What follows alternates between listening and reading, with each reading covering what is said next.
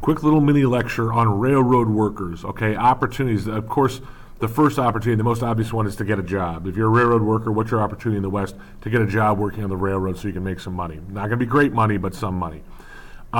More specifically, there's opportunities for the Irish workers working for the Union Pacific and for Chinese workers working for the Central Pacific. Both of these groups, the Irish and the Chinese, are historically discriminated against in America. And these are going to be places where they get a little less discrimination because they're hard workers and they work in large groups together on these railroads. So that's a real opportunity for these two groups of workers. They're trying to escape discrimination by doing that, by the way. Another opportunity for working on the railroad is you get transportation to the West for like the gold fields and that kind of stuff. The challenges working on the railroad is you still do face some discrimination, especially the Chinese.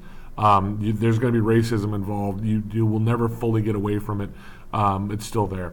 It's also very, very dangerous working conditions because you blast tunnels through the mountains. You don't dig them. You blast them with dynamite and eventually with nitroglycerin, which is super volatile and leads to lots of unexpected explosions and deaths. Also, building trestles in the canyons of the West is very dangerous because you're working up high and people will fall to their death from these tall, long bridges.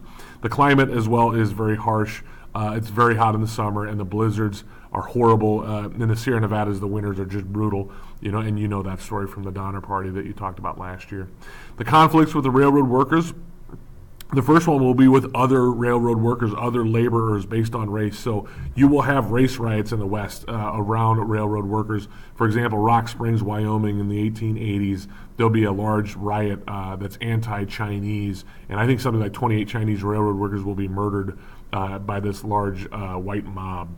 You're going to have conflicts with the Native Americans because you're building a railroad through their homeland, and so they're going to be upset about it, and sometimes they will attack you and cause some loss of life, if not other things. And then the last group you're going to have conflicts with is the railroad owners because they're not paying you very much. You are kind of always demanding more pay, and they don't want to give it to you, and that's going to lead to some conflict. So there's a brief little jump start on railroad workers.